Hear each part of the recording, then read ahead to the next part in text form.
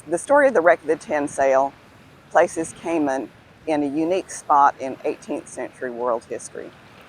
What happened here is a wreck of a British frigate and 9 merchant ships of her convoy of 59 merchant ships wrecked here, or 58 merchant ships wrecked here on the 8th of February in 1794. That was 231 years ago, almost today, so it's been a while. But the story here begins with the French Revolution and the British and the French forces that extended their empires or their interests to the Caribbean. 1789, France declares war on Great Britain. Britain sends the news to Jamaica, which was the biggest naval station in the area. There was a peacetime force of 9 ships there at the time. As soon as news reached there, the British sailors were very excited because you know about prize ships and you know that people can make a lucrative career during wartime. Basically, some of the ships from Jamaica went to the coast of Saint Domingue, which is modern-day Haiti, and there they began to patrol the waters and so forth and started taking little merchant ships. Their first big take was a ship called L'Inconstant, the Inconstant. It was a beautiful French frigate that had been laid down. Her keel had been laid down in 1789 in France, and she had been working for about a year off the coast of Saint Domingue. Basically, the frigates then sailed L'Inconstant to Jamaica, and Jamaica was acquired by the Admiralty, and because the Admiralty already had an Inconstant in the British Navy, they renamed her HMS Convert. They were very happy that she was there because they had not had any ships to spare to send with the winter trade of rum, cotton, lumber, and wood. So when the Convert was acquired by the Admiralty, her first job was to sail back to Europe with that convoy. Now, some of the sailors were impressed that if you signed up when you were like taken in port, and you could get paid $5 to make yourself a volunteer, whatever. Anyway, she had a lot of different interesting things that happened. Fast forward to the fact that she finally gets her convoy organized. The convoy is leaving mostly from Port Royal in Jamaica and sailing along the south coast to Bluefields. Ships from the north side also joined there, and instructions were given to all the merchant ships about how to respect the convoy and to stay behind and that sort of thing. Because merchants often wanted to sail ahead of the convoys, because if you were the first to reach the market, you would make a whole lot more money. So some of them were already chomping at the bit early on in the voyage across, but the Convert had been given specific instructions to sail with the slowest ship. And one ship, the leaky merchantman, had delayed the convoy twice already before they ever reached Grand Cayman. During the voyage, several of the merchant ships began to sail ahead of the Convert, and she even shot cannonballs over the bows of those ships, and they all stood back. Captain Lawford, because of the leaky merchant ship that had delayed the passage, thought they didn't get to sight Grand Cayman in the daylight. So at the point around midnight, I guess it was the 7th of February turning to the 8th of February, Captain Lawford, who had been up all night and up for days and had been working very hard, pricked everything off the chart with his sailing master, Popplewell, who was taking the watch, and he went to bed. And then at 3 in the morning, they heard some cannon shots, and he came running on deck to see what had happened. Well, what had happened is the shots had been fired by merchant ships who'd sailed ahead, and there were 6 or 7 of the merchant ships already on the reef when the Convert began to take action. A sailor up in the yards yelled, "Breakers ahead, close to us," cried a seaman from the topsail yard of His Majesty's ship Convert. And he gave the signal for all the ships to disperse and save themselves. So some of them managed to do that, but the Convert herself was fallen upon by one of the merchant ships, and it took them about 10 minutes to get disentangled from the rigging. And just as soon as they finally cleared the merchant ship, they struck it again. So it was bad news. So by the time they got off, the merchant ship got off, and the convert struck and she bilged.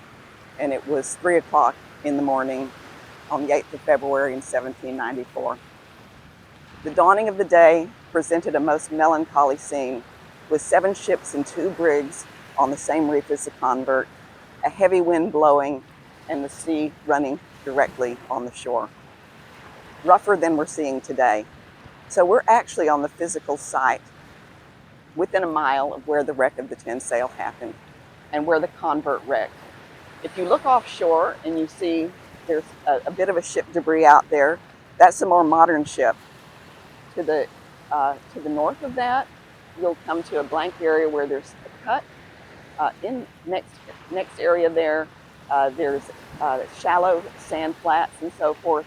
And this is where actually the convert must have actually, over time, rolled over the reef, because there's a number of cannon that are inside the reef in that location, and they're French cannons that were forged new on the River Charente in France. Basically, the rest of the ships had actually wrecked more to the northward. So the wreck of the Tin Sail really happened on the northeast end of Grand Cayman. Although a lot of people will tell you that every anchor and everything that's, from Gun Bay, to here is the wreck of the Tin Sail. But the real wreck of the Tin Sail is really in this area.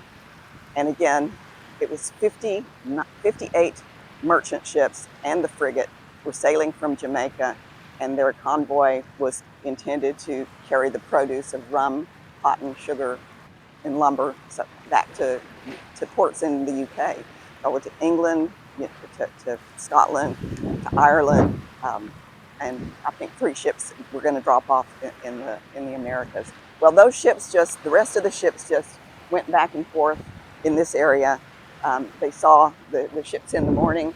Some of the islanders sent canoes out, and they could not go really outside the reef at this stage. They were inside the reef saving people.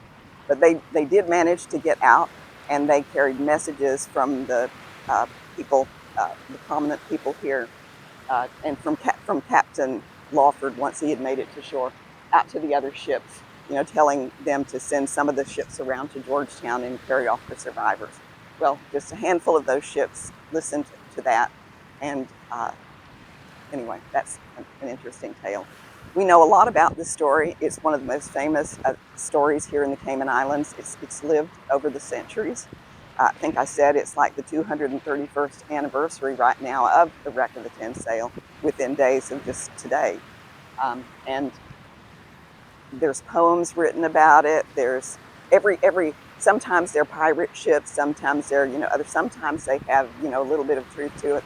There was a book published in 1910 by one of the commissioners of the island, who, told the story of, of the cannons on the reef out here. He said, some people say there was a fort out there, and he said, that is the spot of the wreck of the Tin Sail. And he was right.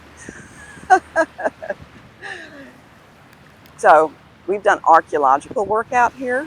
We've done a lot of surveying of the entire reef, mapping, photographing, a lot of the wreck sites, and done archival research in England, the Public Record Office in Jamaica, because that's where the Vice Admiralty records were and where the ship was condemned when she was changing from being the Inconstant to the Convert, and also with French archives, because again, this was actually a French-built ship that was lost in the wreck of the Tin Sail, but she was a British ship when she wrecked.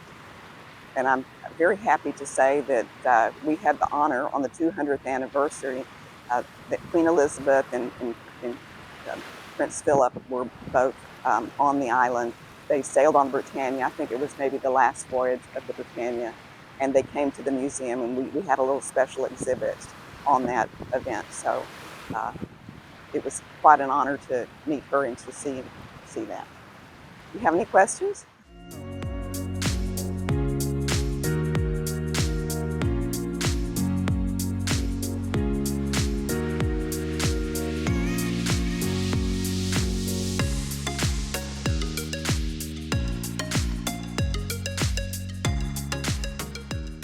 So Karen, one of the wonderful things about the wreck of the Ten Sail Park is they've kept a lot of the natural environment intact.